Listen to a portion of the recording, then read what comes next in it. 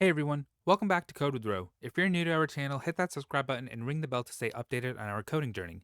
Today we're diving into the crucial aspect of modern web design, making your website responsive with media queries. So let's get started. Responsive design means that your website looks great and functions well on any device, from desktop to smartphones. Media queries are the key to achieving this. They allow us to apply different styles based on the screen size or other features of the device. Let's start with a simple example. We'll create a basic HTML structure with a header, a main content, and a footer. So I'll start by creating a header tag that just says my website. And then I'll create a main tag, which inside will have a p tag for paragraph that says this is the main content of a website. And then I'll create a footer, which has the copyright sign 2024 and says code with row.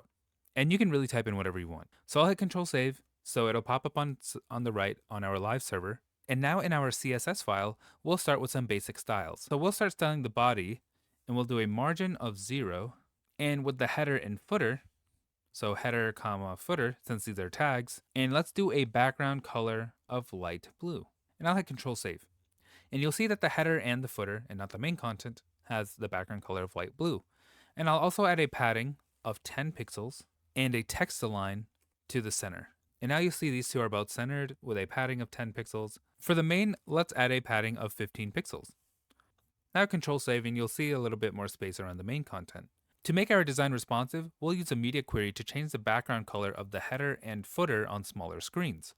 And we do that by doing at media, and in parentheses, let's do a max width of 1200 pixels in my case, because my screen is actually pretty wide. You can change the number depending on the size of your screen.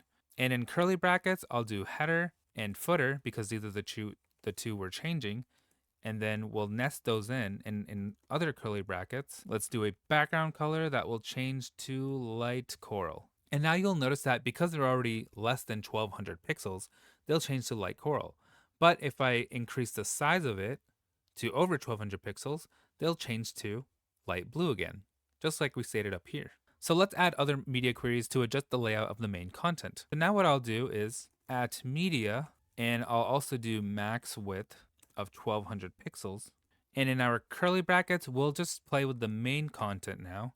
Everything in the main header will have a padding of 10 pixels. And let's do a font size of 50 pixels, just to make it a lot more noticeable.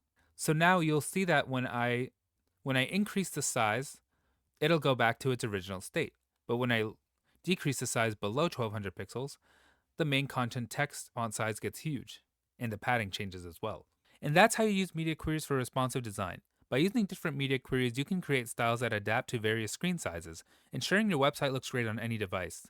Experiment with different breakpoints and styles to see how you can enhance your web designs. If you have any questions or want to share your creations, drop a comment below. Don't forget to like, share, subscribe for more coding tutorials. Happy coding and see you in the next video.